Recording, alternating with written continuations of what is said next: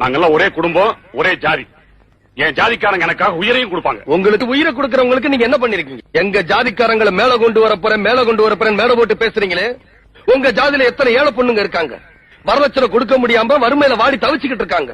அவங்கள ஒரு பொண்ணுக்காவது உங்க செலவுல நீங்க கல்யாணம் பண்ணி கொடுத்திருக்கீங்களா, இல்ல உங்க ஜாதி சங்கம் தான் கல்யாணம் பண்ணி கொடுத்திருக்கா? உங்க ஜாதியில பண வசதி இல்லாம, படிக்க வசதி இல்லாம எத்தனை ஏழை மாணவர் இருக்காங்க. அவங்கள யாரையாவது உங்க செலவுல படிக்க வச்சிருக்கீங்களா, பட்டா வாங்கி கொடுத்திருக்கீங்களா? இல்ல. போராட்டம் போராட்டம் புத்திய மாத்தி ஜெயிலுக்கு அனுப்பிருக்கீங்க. அவங்க குடும்பத்தை எல்லாம் சீரழிச்சு நடுத்தரவுல நிறுத்தி இருக்கீங்க. என்னோட ஒவ்வொரு நரம்பும் உடம்புல ஓடுற ரத்தமும் ஏன் ஜாதிக்காக பரபரப்பா பத்திரிகையில் அறிக்கை கொடுக்கறீங்களே. உங்க வீட்டு சமயக்காரன் உங்க ஜாதியா? ஓட்டு வாங்குறதுக்காக ஜாதி வரியை தூண்டி விடுவீங்க, அடுத்தவங்க உயிரை வாங்குறதுக்காக ஜாதி வரியை தூண்டி விடுவீங்க. ஆனா இவங்களை வசதி விடுறதுக்கு ஒண்ணுமே பண்ண மாட்டீங்க. 20 வருஷத்துக்கு முன்னால 200 ரூபாய் சம்பளத்துக்கு இருந்த நீங்க அரசியல்ல கொள்ளையடிச்சு இப்ப 200 கோடி ரூபாய் சொத்து சேர்த்து வச்சிருக்கீங்க. ஆனா இவங்க என்ன வச்சிருக்காங்க? இருக்கிறதுல அடமானம் வச்சிருக்காங்க.